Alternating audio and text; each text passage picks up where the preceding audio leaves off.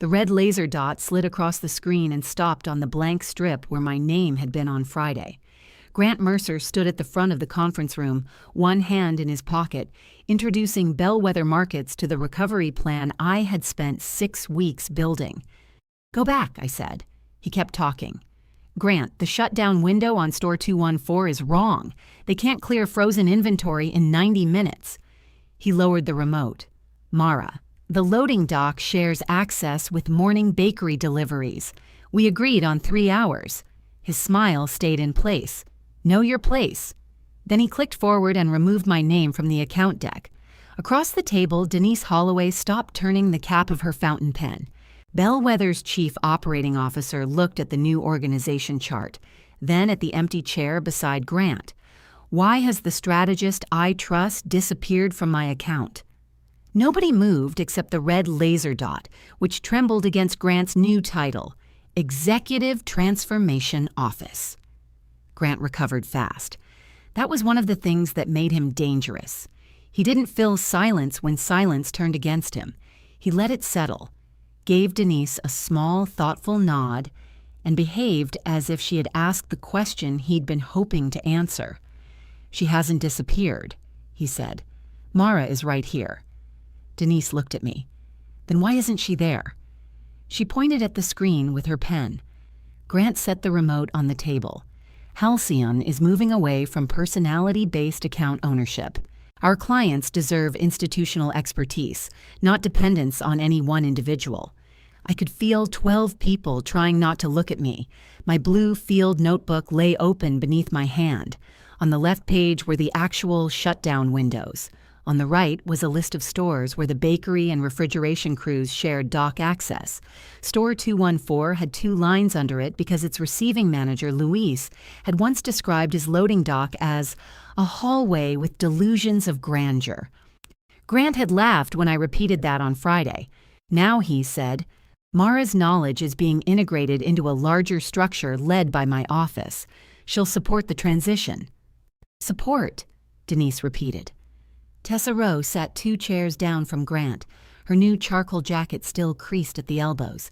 3 weeks earlier, she'd been director of national programs. As of that morning, according to the slide, she was senior director of transformation. She studied the table as if the grain might contain instructions. I closed my notebook. The small brass hinge gave its familiar squeak. Denise heard it. She had heard it in loading trailers, mechanical rooms, and one supermarket deli at 2 in the morning, while a plumber stood ankle-deep in gray water and argued that the leak was mostly atmospheric. "Are you supporting the transition, Mara?" she asked. Grant turned toward me. His expression was pleasant again, but there was a warning in the way he flattened his palm against the table. "I learned about it from the deck," I said. Tessa looked up. Grant's fingers spread slightly. "We discussed the organizational changes Friday. You told me there would be a new reporting structure. You didn't tell me my role had been removed from the account. Your role is evolving." Denise put the cap back on her pen.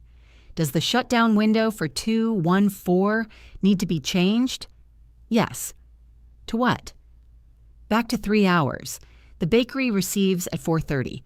If we don't have the old freezer cases through the dock by 2, the refrigeration crew gets boxed in by flour pallets and rolling racks.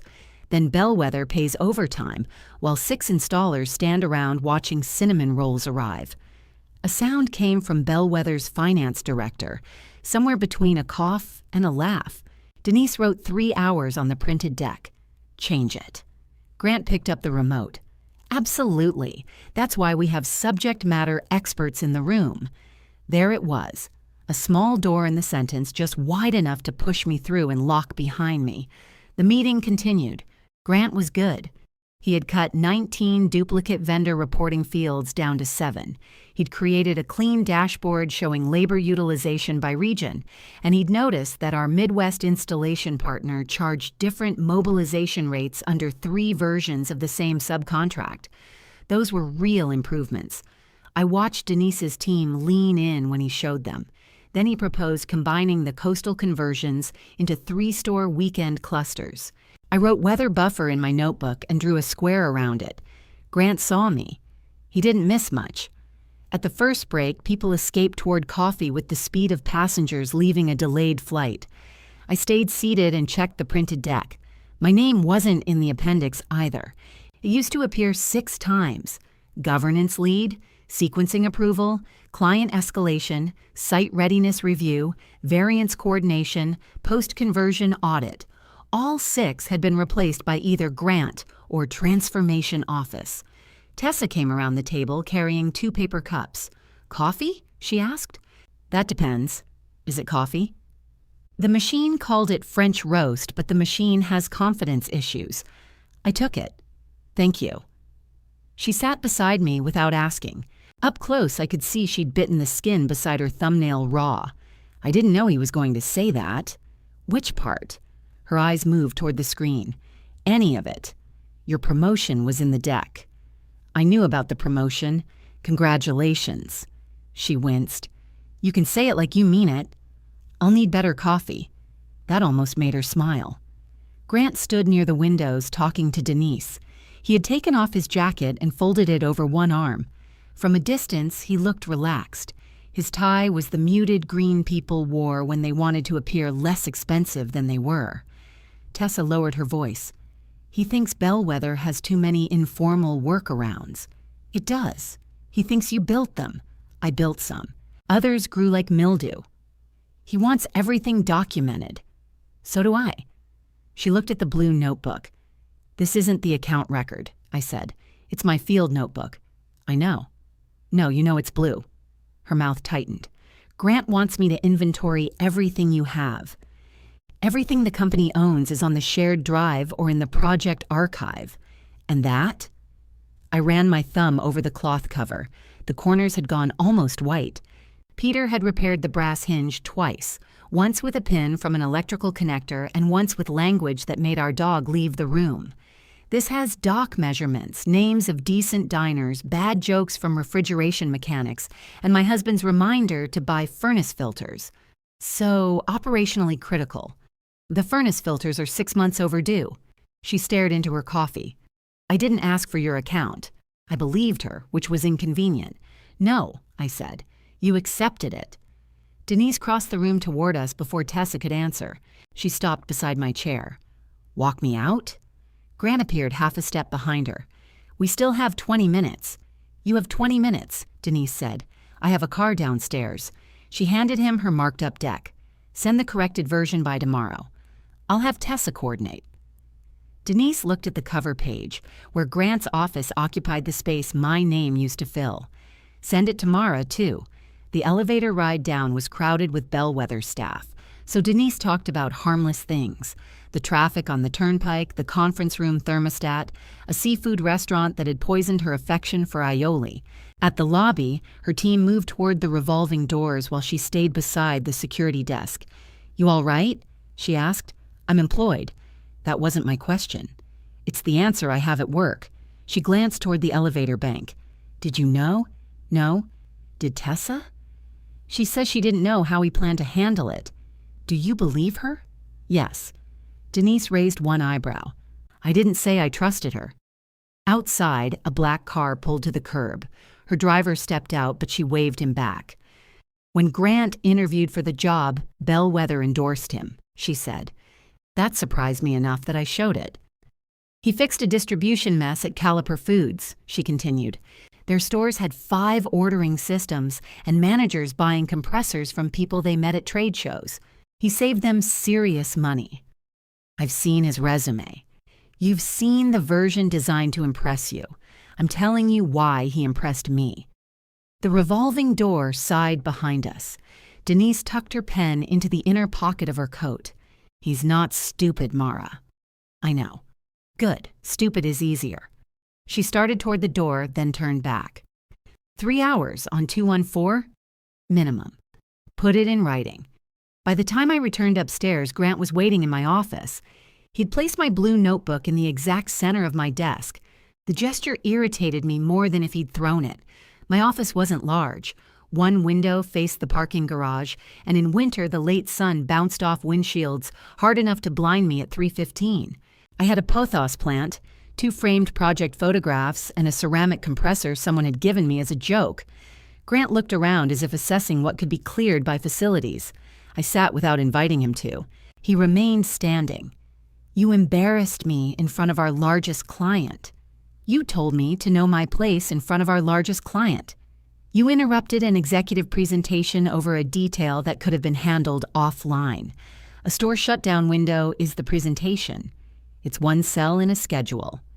It's 6 installers, 2 refrigeration techs, a bakery delivery, 40 rolling racks, and about $80,000 of frozen food moving through one door." His jaw shifted. "This is what I mean." "What do you mean?" "You make yourself the human embodiment of every complication. Every answer has a story attached. Every process seems to require your personal interpretation.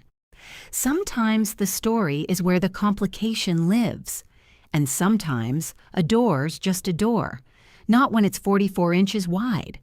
He looked at me for a moment, and despite himself, one corner of his mouth moved. Then it was gone. "You are extraordinarily good at what you do," he said. It landed harder than an insult. "But Bellwether is 28% of Halcyon's revenue. That account cannot function as an extension of Mara Vance's memory. It doesn't. Denise asks for you by name. Because I answer. Vendors call your cell. Because procurement won't issue night access to field supervisors. Store managers send you pictures instead of using the site readiness portal. Because the portal rejects HEIC files and half of them use iPhones. You have an explanation for everything. I have 11 years. He walked to the window. Below us, a delivery truck was trying to reverse into a space marked compact vehicles. "I was hired to improve margin and make this company scalable," he said. "Halcyon has talented people working around weak systems. You're the most talented example. So you erased my name." I changed the structure without telling the client or me. I expected resistance. "You arranged it." He turned from the window. "The account deck is not an awards program. No, it's a governance document. It's a presentation. It became a governance document when you put reporting lines, escalation ownership, and approval roles in it." For the first time, he looked directly at the notebook. On Friday, he'd asked to see it after I found a dock height discrepancy that would have stranded 2 replacement cases on a lift gate. He'd flipped through the pages slowly, pausing at dates, initials, and little boxes I used for commitments. He'd called my system charming. Now he tapped the cover once. "Tessa will need access to all Bellwether materials by Wednesday." She has access. I mean all of it. This is mine. Notes produced during company work belong to Halcyon. Then you should ask legal why they told field staff not to put personal information in company archives. This contains personal information. His face sharpened. "Are you refusing a direct instruction?" "I'm asking you to identify the records you believe are missing. I'll provide company records." "I'm not going to play semantic games with you." "Then be specific." The silence stretched. Grant picked up the ceramic compressor, inspected the tiny painted gauge, and put it back a 1/4 inch from where it had been. "Your role is changing," he said. "How difficult that becomes is largely up to you." After he left, I moved the compressor back. Then I opened my email and wrote to him, copying Tessa and Human Resources. "To ensure a clean transition, please confirm that effective today, I no longer hold approval authority for Bellwether sequencing changes, site readiness variances, or vendor mobilization decisions unless specifically assigned in writing." I read it 3 times. My finger hovered over send. At home, Peter and I had 6 months of living expenses if we stopped replacing anything that broke. 4 if his hospital job remained postponed, and we kept paying his business partner's health coverage. Halcyon's insurance paid for the medication that kept the joints in his hands from swelling until his wedding ring had to be cut off. On my desk, the brass hinge squeaked as the notebook settled open. I sent the email. Grant replied 11 minutes later. Confirmed. "Your responsibility during transition is documentation and support. Please refrain from independent client or vendor direction." At the bottom, beneath his signature, his new title appeared in green. I printed the email, folded it once, and slid it into the pocket inside the blue cover. Then I turned to the coastal schedule. Grant had removed the 48-hour weather buffer from all 3 stores. He had also placed stores 308 and 311 on the same refrigeration crew. The one used CO2 racks and the other still ran an older synthetic refrigerant system. The subcontractor had only 1 technician certified for both. There was a red comment beside the compressed dates. Mara to validate. I looked at Grant's email inside my notebook. Then I looked back at the schedule and understood what he wanted my new place to be. I did not validate it. I added a comment beneath Grant's in the scheduling file. Per confirmed transition direction, sequencing approval now rests with the Transformation Office. Operational concerns, shared dual certified technician, ferry delay exposure, insufficient weather recovery between store 308 and store 311. I tagged Tessa and Grant, saved the file, and went downstairs to see whether the vending machine still considered pretzels breakfast.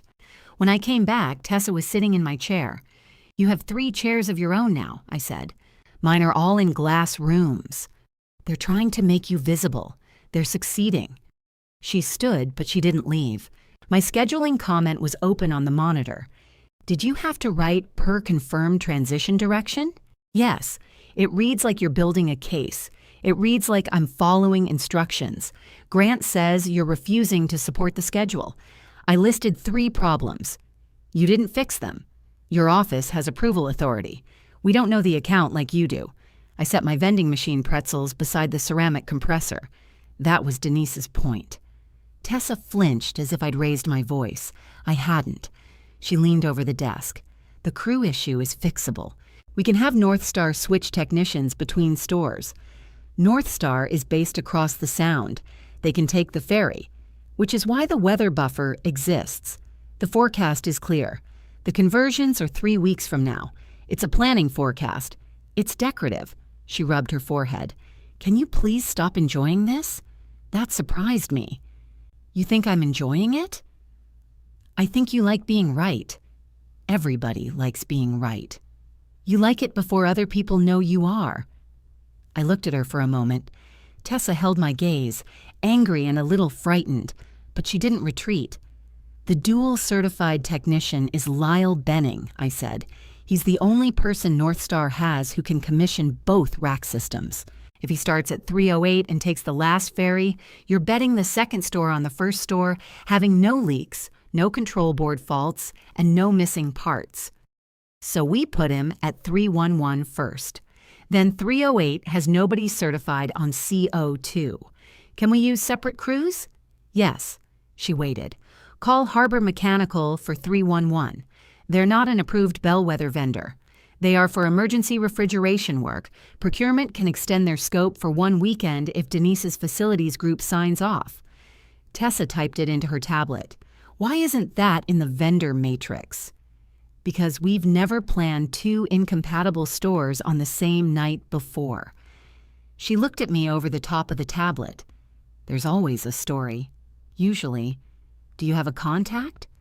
"Shared drive. Bellwether, vendors, emergency, Harbor Mechanical." I looked there. "Did you open the file called Read Me First?" That felt condescending. "It's a character flaw."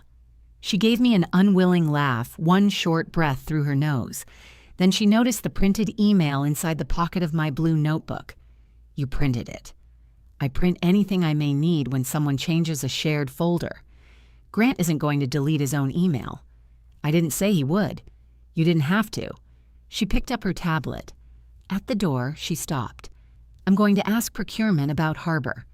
Ask Bellwether Facilities first. Procurement won't move without client approval." "Right. And Tessa?" She turned.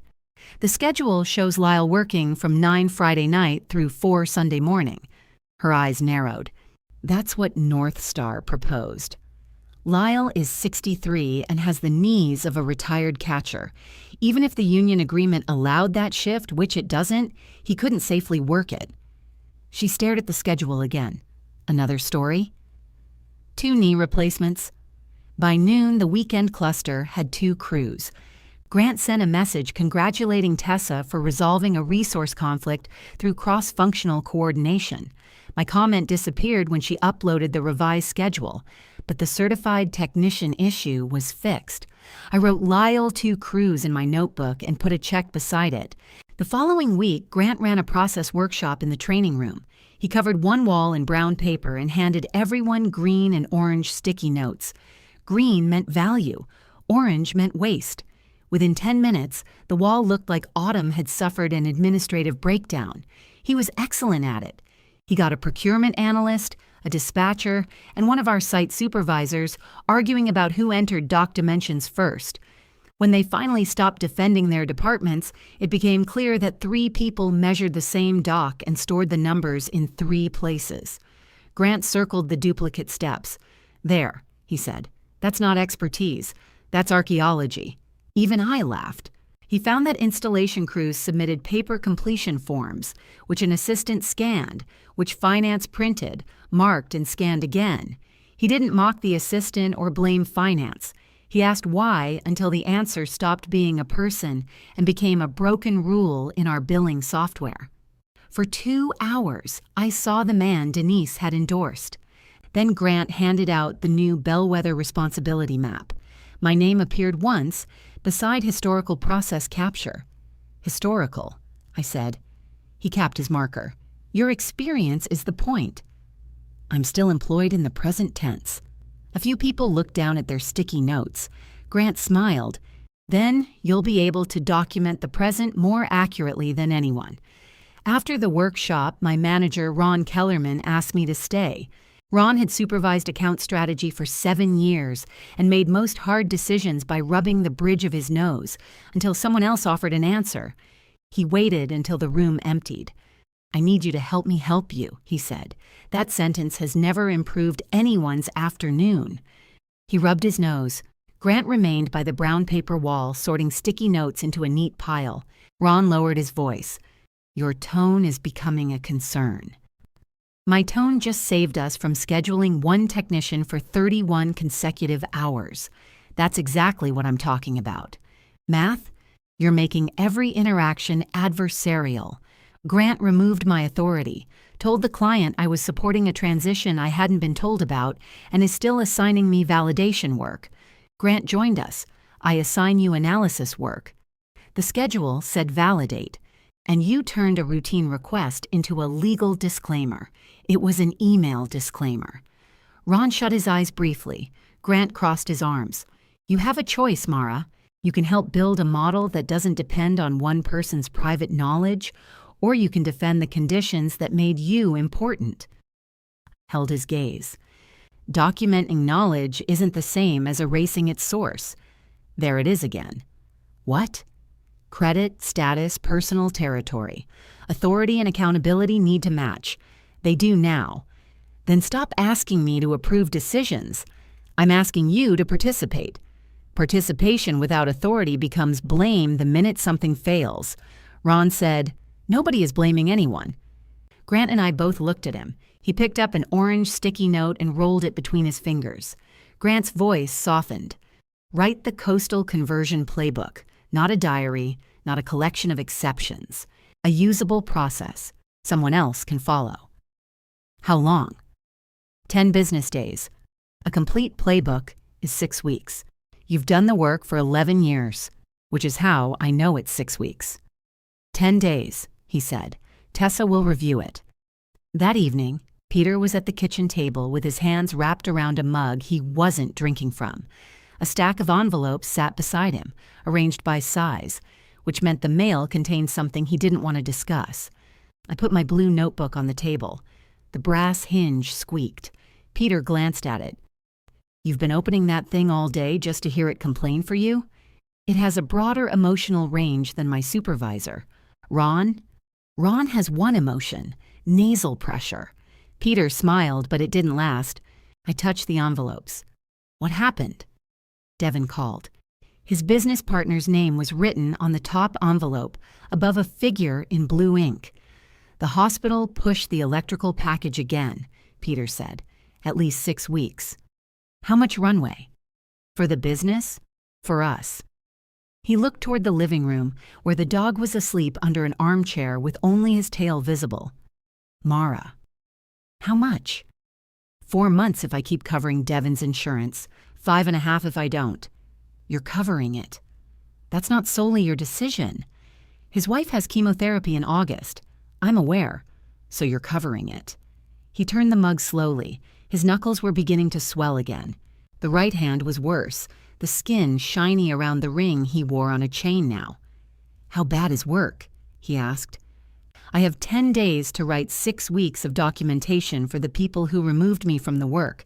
Can you do it? That isn't the question. It's one question. If I do it badly, Grant says I'm uncooperative. If I do it well, he uses it to prove I was unnecessary. Peter nodded once, irritatingly calm. So do it well. I stared at him. He can take your title, Peter said. Don't hand him your standards, too. That sounds beautiful when your name isn't the one missing.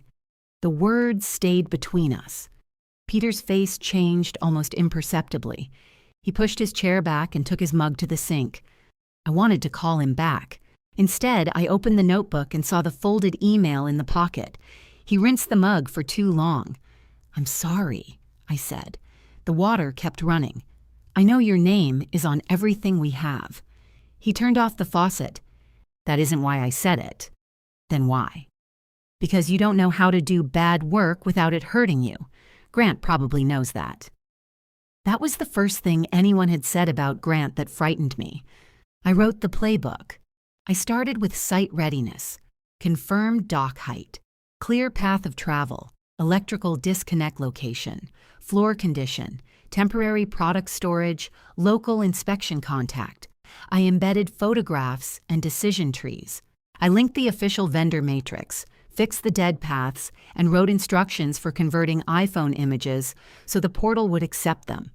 I did not include Luisa's private number, Lyle's knee replacements, Denise's habit of reading variance requests at 5:30 in the morning, or which inspectors answered texts after midnight.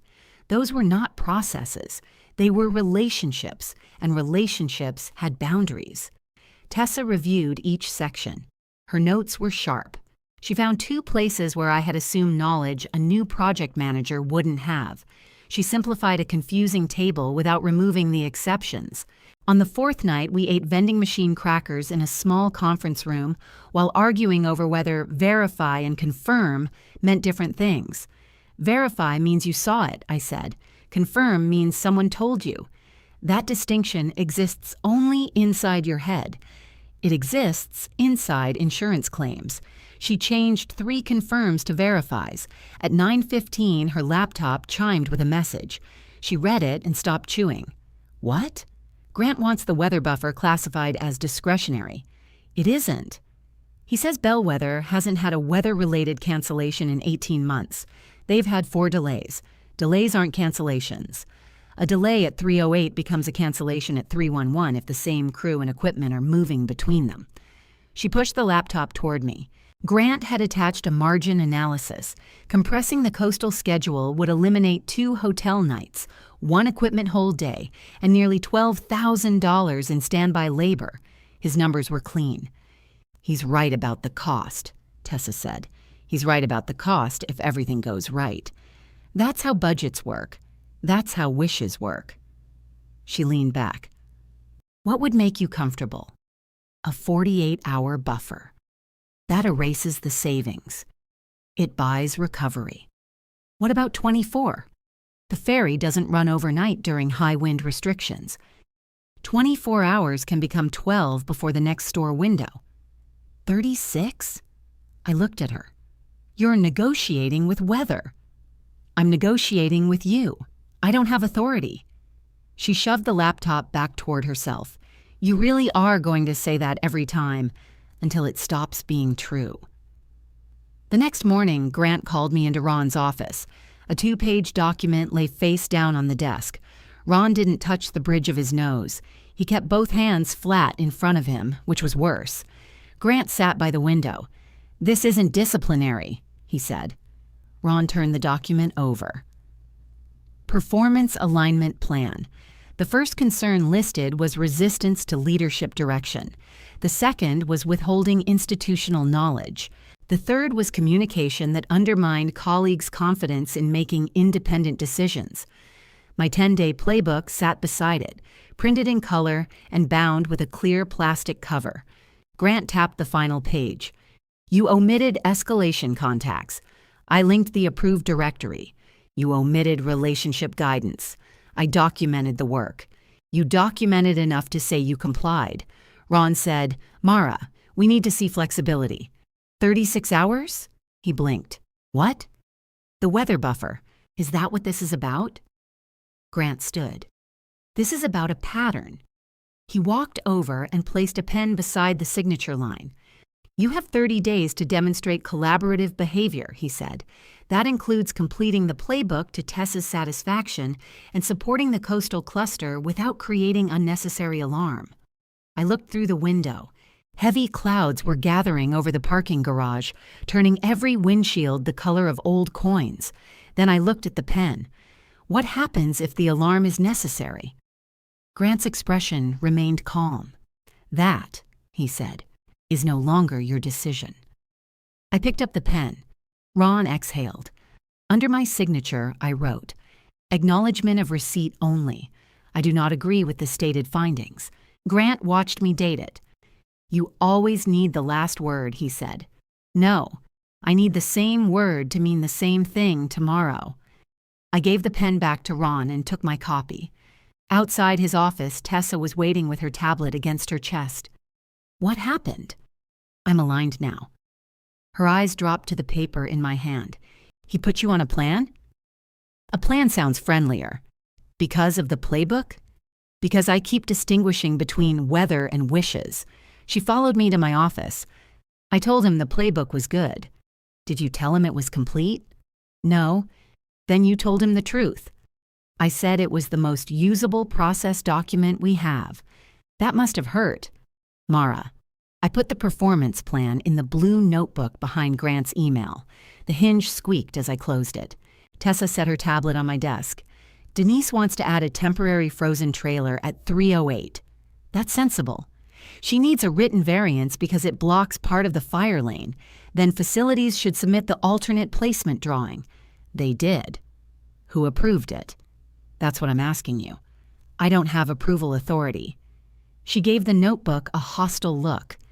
Do you have to consult the sacred paper every time you say that? No, I have it memorized now.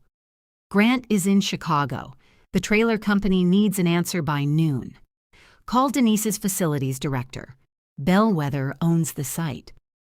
He says Halcyon has to certify the trailer won't interfere with installation. Then call the site supervisor. He says you always approve logistics variances. Used to. Tessa stood very still. I could see the moment irritation gave way to understanding. He didn't assign anyone else, she said. He assigned the transformation office. That isn't a person. It was a large font on the slide. She left without laughing. At 11:40, she returned with Vince Doran, our regional site supervisor, and an annotated drawing. The trailer had been moved 18 feet east, clear of the fire lane and the installer's path. Vince signed the logistics box. Bellwether Facilities signed the site box. Tessa signed on behalf of the transformation office. There, she said, setting it in front of me. I reviewed the dimensions. The trailer door faces the wrong direction. Vince leaned over. Hell, if it faces west, the wind catches it. Turn it around and leave 10 feet for the pallet jack. Tessa closed her eyes. Vince rotated the little rectangle on the drawing and initialed the change. Anything else? Don't park under the light pole. The gulls use it as a weapons platform. He nodded solemnly. Operationally critical. After he left, Tessa waited. I'm not signing it, I said. I know. She gathered the drawing. At the door, she said, that worked. What did? The people with the authority signed their parts. That's usually how it's supposed to work. Why didn't we do that before? Because calling me was faster. The answer didn't please either of us. 2 days later, the coastal forecast changed. The offshore system was still too far south to have a name, but the marine outlook showed a chance of gale force gusts Friday night. I added the forecast link to the risk register and tagged Tessa. Grant removed it. I restored it with the note. Source: National Weather Service Marine Forecast, accessed 8:12 a.m. He came to my office carrying his laptop. Stop editing the register. Then take my name off the distribution rule. This is exactly the behavior described in your alignment plan. The behavior where I document a forecast. The behavior where you elevate routine uncertainty until everyone around you is afraid to act. The ferry suspends service at 40-mile-per-hour winds. The probability of those winds is 20%. Then log it as 20%. He put the laptop on my desk. The margin dashboard showed the coastal cluster in green. We have contingency, he said. North Star can stage equipment early. Where? At 3:08. The loading area is full until Thursday because produce is resetting seasonal inventory.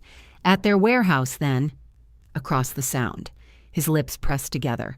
I pointed to the screen. The savings assume the equipment moves on the last Thursday ferry. If that ferry is canceled, the cases arrive after the shutdown starts. Tessa is confirming an earlier shipment. With Bellwether. With the vendor. Bellwether owns the receiving dock. You can identify problems, or you can help solve them. I propose the buffer. That is not a solution. That is $12,000 of surrender. His voice stayed low, which made the words carry farther. People in the corridor slowed without appearing to. I lowered mine too. If early staging is approved by the store and the equipment is secured, it could work. Grant waited. That's my analysis, I said. It isn't an approval. He took his laptop. At the doorway, he turned. You're running out of opportunities to show me you can do this. I looked at the green block on the dashboard. So are you. The equipment shipped early. Or that was what the schedule said. Thursday afternoon, North Star's dispatcher, Inez Shaw, sent the standard mobilization notice to the project group. 2 trucks would take the 6:40 ferry Friday morning and arrive at store 3:08 by 9. I read it twice. Then I walked to Tessa's glass office. I thought the equipment was staging Thursday. It is. The trucks are booked for Friday. She took the tablet from me. That must be the crew. It lists 2 tractor trailers and rack serial numbers. Her face changed. She messaged Grant. He appeared 6 minutes later with his jacket over one shoulder, already headed for the airport. The vendor couldn't get receiving confirmation for Thursday, he said. Because produce has the dock, I said. They have a priority ferry reservation tomorrow. Reservations don't override wind restrictions. The forecast improved. It had slightly. The probability of gale force gusts was down to 15%. The expected wind was still climbing. Tessa turned her monitor toward him. We can move 3:08 to next weekend. And strand 2 trucks at the terminal, lose both installation crews, and pay Bellwether for a store shutdown we canceled with less than 24 hours' notice. We could move 311 instead, she said. The synthetic rack is on the second truck, I said. The first carries the CO2 cases for 308. Grant looked at me. What do you recommend? The question was careful. With authority or without it? Mara, for once, because if you're asking for analysis, postpone 308. If you're asking me to approve proceeding, I don't have that authority. I am directing you to complete a professional risk assessment. I completed one. It's in the register. The register you edited after being told not to. The forecast changed. His jaw tightened. Assess the current plan. I sat at Tessa's small meeting table and opened the schedule. Current forecast. Ferry alert, crew certifications, Bellwether's shutdown commitment, equipment sequence, temporary trailer placement. The risk is high, I said. If the morning ferry runs, you can still make the window, but there's no recovery if loading is delayed. If it's canceled, 308 cannot proceed. The 311 rack should continue to its store on a separate tractor, so one cancellation doesn't take out both sites. That adds $3,800, Grant said. It keeps the stores independent. He looked at Tessa. Separate the tractors at the terminal if the ferry status changes. The terminal won't let us break the reservation after check-in, I said. We'll get authorization. From whom? I will handle it. His car was waiting downstairs. He glanced at his watch.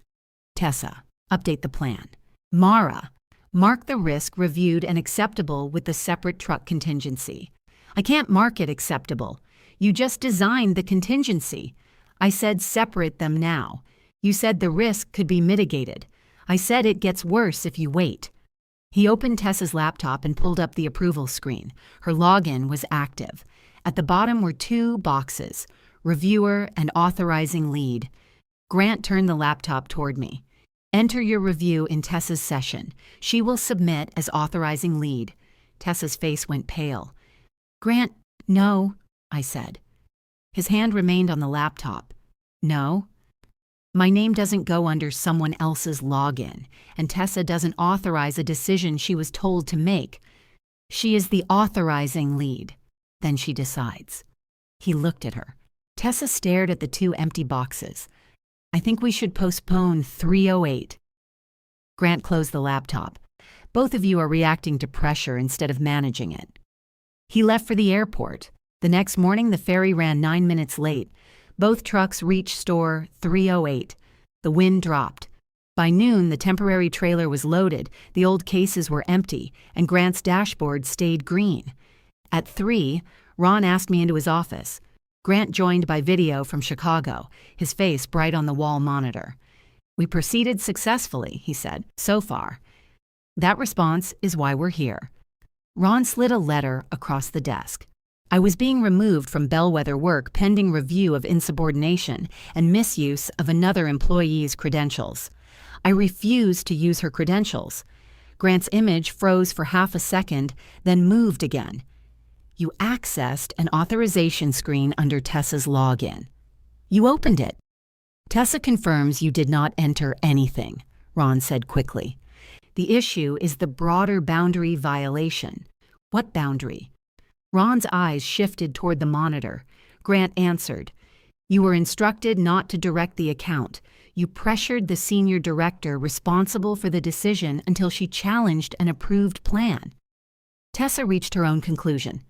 This is temporary, Ron said. You'll continue the documentation assignment from home. No client or vendor contact. I took the letter. Who handles live sequencing questions? The transformation office, Grant said. It sounded smaller every time he said it. Security didn't walk me out. Ron carried my laptop to the elevator as if helping with luggage. I packed the blue notebook, the ceramic compressor, and my pothos into a copy paper box. In the parking garage, the late sun hit the windshield hard enough to blind me. Peter was home when I arrived. He opened the front door, saw the box, and moved aside. I'm suspended, I said. He took the pothos before it tipped. Paid? For now. Then we make coffee before we panic. At the kitchen table, I showed him the letter, the performance plan, and Grant's printed email. Peter read them in order. His swollen thumb caught on the loose brass hinge. This is getting worse, he said. I noticed. I didn't mean your work. I looked at him. You're talking like every person is either evidence or a threat. The sentence hurt because it sounded true in his voice. I'm trying not to lose our insurance. So am I. You told me to do the work well. I didn't tell you to bleed on it. He lifted the notebook and studied the hinge. Where's my small screwdriver? Junk drawer. He repaired it at the kitchen table while I made coffee. We didn't solve anything. He dropped the tiny screw twice because his fingers wouldn't close properly, and the second time he swore at the floor until I laughed. Friday night, the wind arrived 6 hours late. At 2:17 Saturday morning, Tessa sent one message. 308 passed pressure test. 311 received the wrong compressor racks. Grant says North Star loaded the wrong truck. Beneath it was a photograph of a blue carbon copy work ticket. The rack serial numbers had been switched Thursday at 4:36 p.m., after my warning and before the ferry reservation. The change was authorized by G. Mercer and coded client preference. At 2:24, another message appeared. Denise has called an emergency governance review for Monday. Grant is bringing a revised deck. Then, I need help reconstructing what he changed. I looked at Peter. He was awake across the table, watching me. Can you help her without saving him? He asked. I opened the repaired blue notebook. Yes, I said, but she has to put her own name on it. I did not call Tessa. I sent one message back: build the chronology from company records. Put your name on every conclusion you make. I can tell you where records should be, but I will not enter Halcyon systems or direct account work while suspended. 3 dots appeared, vanished, then appeared again. Understood. I gave her the file paths for the official schedule archive, vendor tickets, approval logs, and Bellwether's master decision register. I told her to compare the Thursday schedule exports by timestamp instead of trusting the current version. Then I closed my phone and turned the blue notebook around so Peter could read what I had written. He nodded. Good. That sounded dangerously like approval. I'm trying something new. We slept until 6. After coffee, Peter went to the workshop behind the garage to price a small restaurant rewiring job. I stayed at the kitchen table with my notebook and reconstructed only what I had personally seen. At 10:30, Tessa sent a PDF. It was titled Coastal Cluster Correction Memorandum. Her name appeared beneath the title. She had found 4 versions of the schedule. At 3:52 Thursday afternoon, the CO2 racks for store 308 and the synthetic racks for store 311 were listed on separate tractors. At 4:36, Grant authorized North Star to consolidate the loads under one ferry reservation to preserve the volume rate. The serial numbers were switched during consolidation. At 5:04, someone in Grant's office changed the reason code from executive cost revision to client preference. The client had requested no such change. Tessa's conclusion was plain. The vendor loaded according to Halcyon's revised ticket. The revised ticket conflicted with the approved site sequence. I failed to verify the serial number allocation before authorizing mobilization. Mara Vance advised separate tractors and documented the sequencing risk before the change. I read it twice. She had not softened her own failure or sharpened Grant's. I wrote back, send it through the correction process, not to me.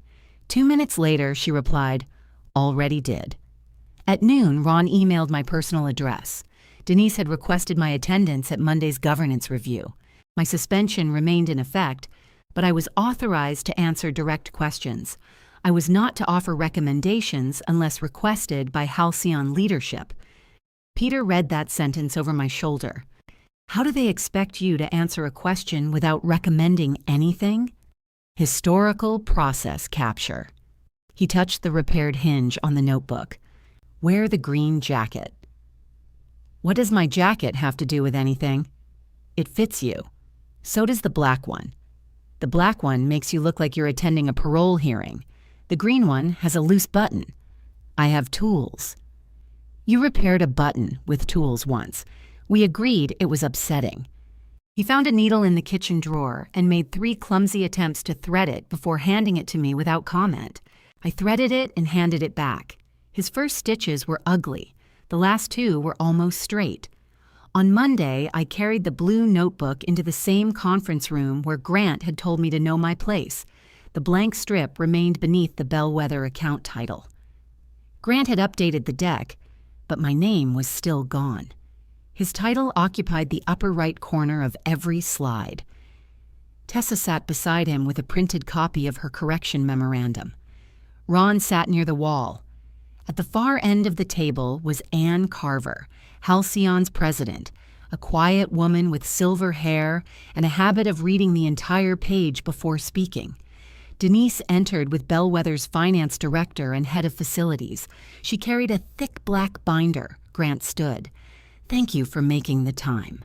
We've completed an initial review and have already implemented corrective action. Denise took the chair across from him. Where's Mara? I was sitting 3 seats from Ron.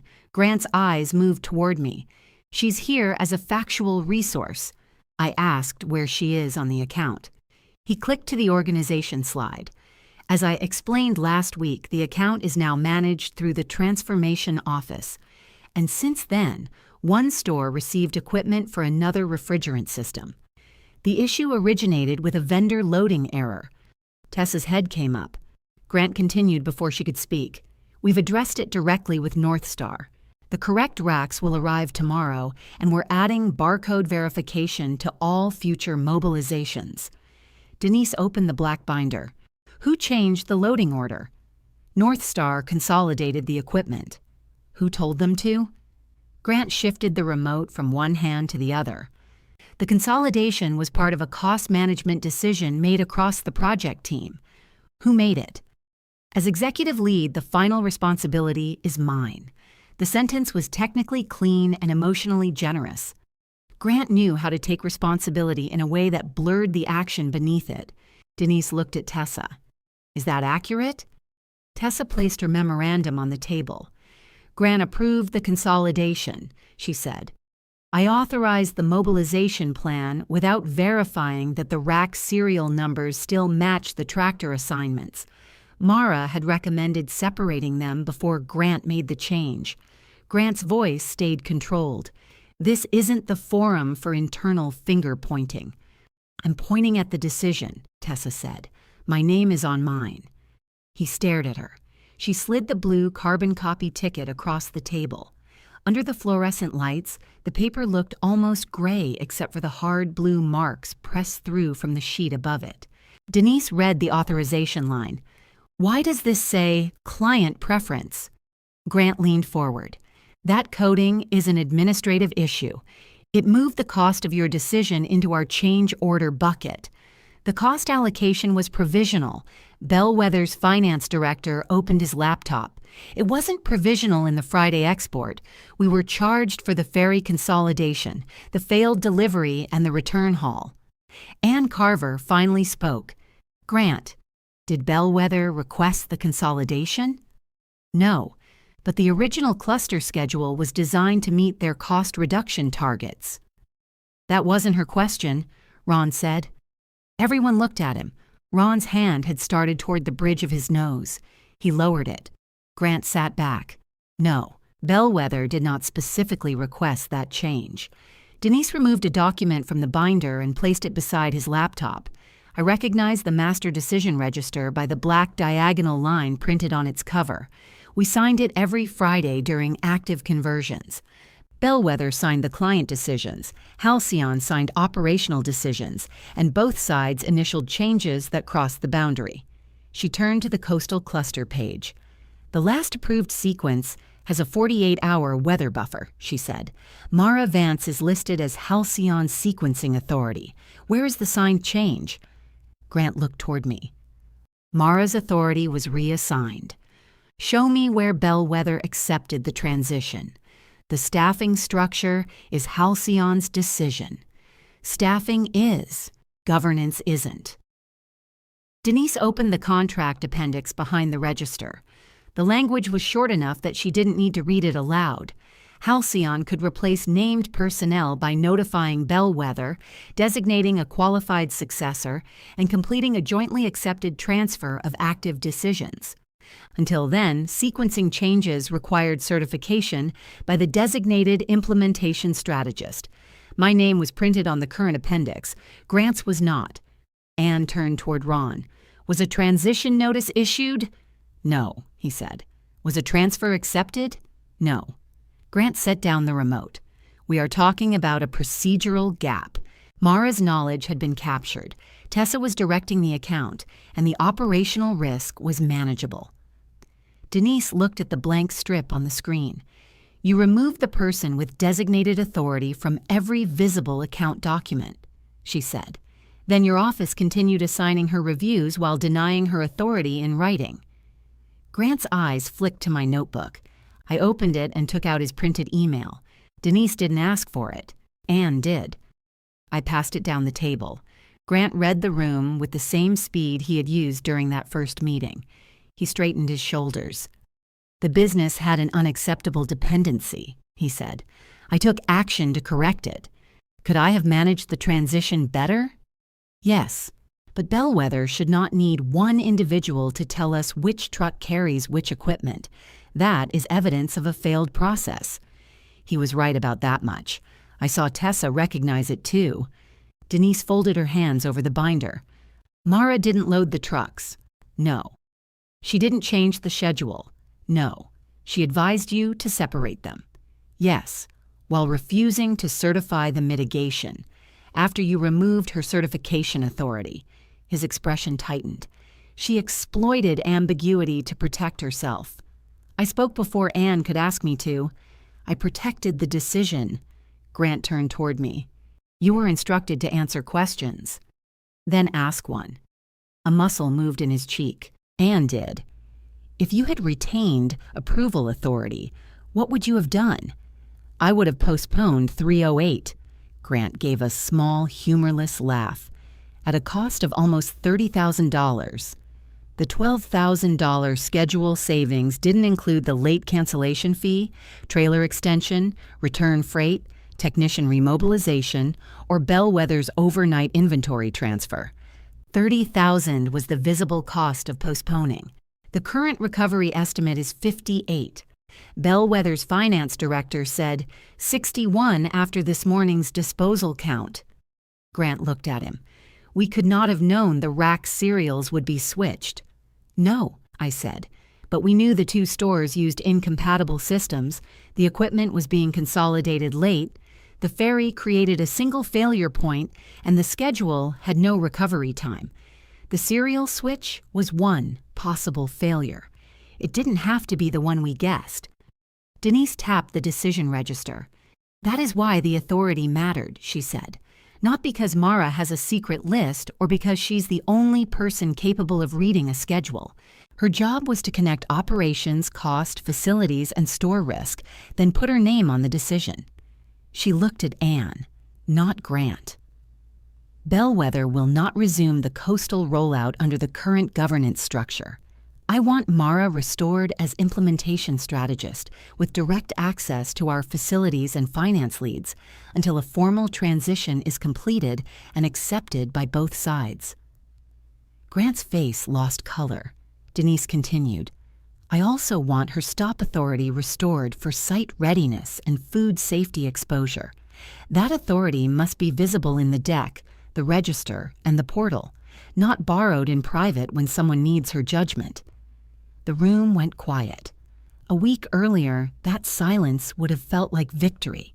Instead, I thought of Peter dropping the tiny screw on the kitchen floor, Tessa biting the skin beside her thumbnail, Ron carrying my laptop to the elevator, Lyle's knees, Luis's loading dock. All the ordinary human parts Grant's green dashboard had flattened into one profitable square. Anne asked, Mara, will you return to the account? Under conditions. Grant leaned back in his chair. I kept my eyes on Anne. The performance plan is removed from my record.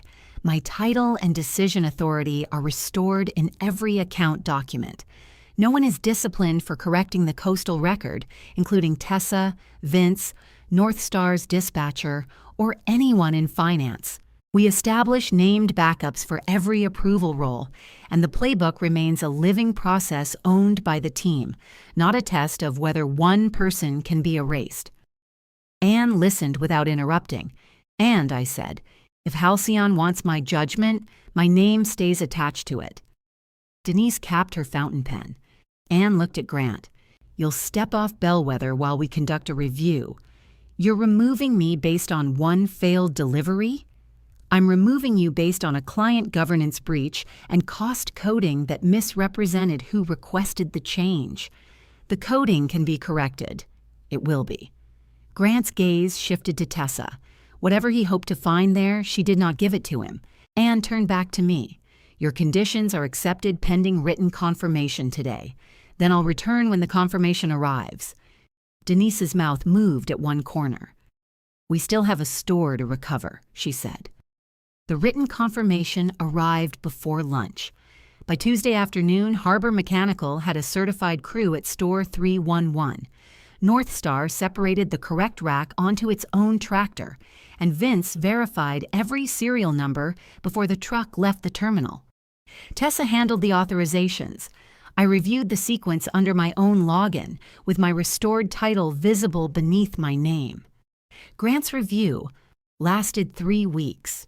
It found 6 change orders coded as client preferences after his office initiated them, along with repeated attempts to obtain operational sign-off through people whose assigned authority was unclear. The review also found that his vendor cleanup, billing redesign, and reporting standards were saving Halcyon real money.